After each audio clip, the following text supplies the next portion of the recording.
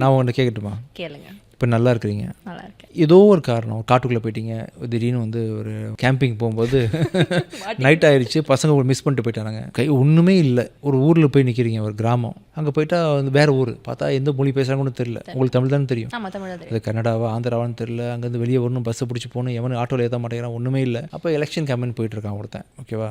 ஆளுக்கு கையில் 1000 ரூபா கொடுத்துட்டு போட்டு என் கட்சிக்கு ஓட்டு போடுவோன்னு சொல்கிறான். சோறு தண்ணி இல்லை, தாகம் அடிக்குது, விட்டா பிச்சை எடுத்துடலாம், பிச்சை போட கூட ஆள் இல்லை, ஒரு 1000 ரூபாய் வாங்குவீங்களா மாட்டீங்களா?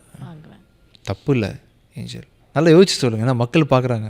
இப்போ என்ன திட்டினாம உங்களை திட்டுவாங்க. ஆமாம், நல்லா யோசிச்சேன். அந்த 1000 ரூபாய் வாங்குவீங்களா?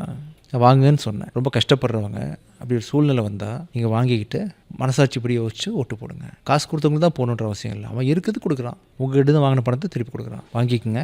மனசாட்சிப்படி அந்த வந்து இவங்க வந்தால் நல்லாயிருக்கும்னு நீங்கள் ஃபீல் பண்ணிங்கன்னா நீங்கள் மாற்றி கூட போடுங்கப்பா. அங்கெல்லாம் நீங்கள் வந்து ரொம்ப வந்து எத்திக்ஸ் பார்க்க வேணாம் அப்படின்னு சொல்லி சொன்னேன்.